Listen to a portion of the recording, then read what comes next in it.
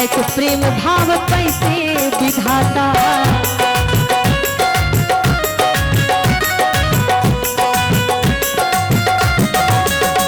जब पैसे सकनिया अबार के नाता, पैसा एक प्रेम भाव कैसे विधाता। देखो पैसा भेल फैशन आई के, देखो पैसा भेल फैशन आई के, ई जिंदगी बेकार बिना, ई जिंदगी बेकार बिना पाए के।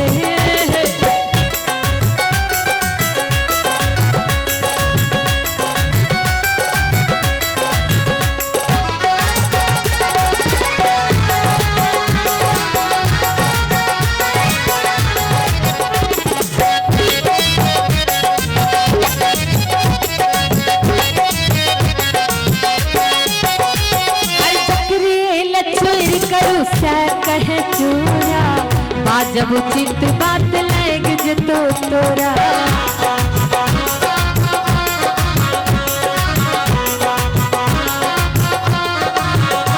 हर चक्रे लचोर करी से कहे चोरा जब उचित बात लग जतो तोरा।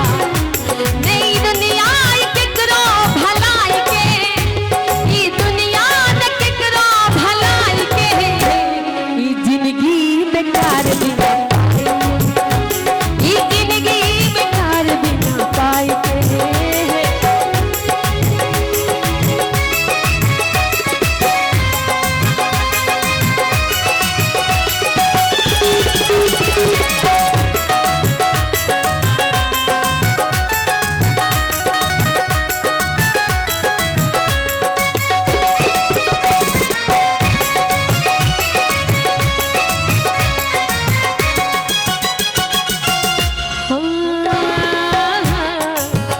पैसा का की महत्व है ए गीत के माध्यम से अहाँ सब हक समक्ष राख रहल छी, और की ओकर अवगुण छै सेहो राख रहल छी।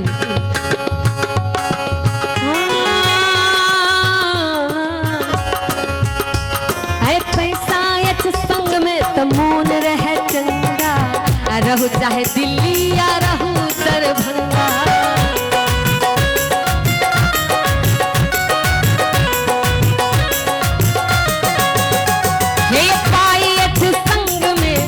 मन रहे चंगा, रहू चाहे दिल्ली या रहू दरभंगा।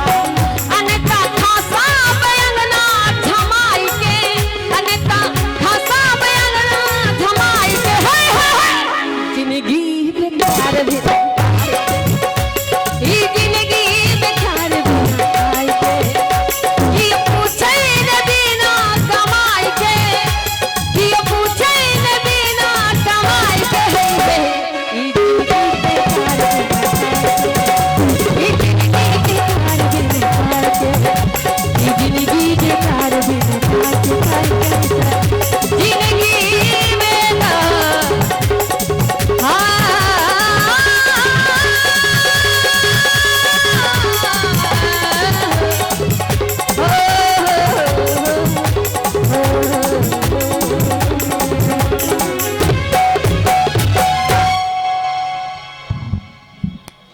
हेलो जी।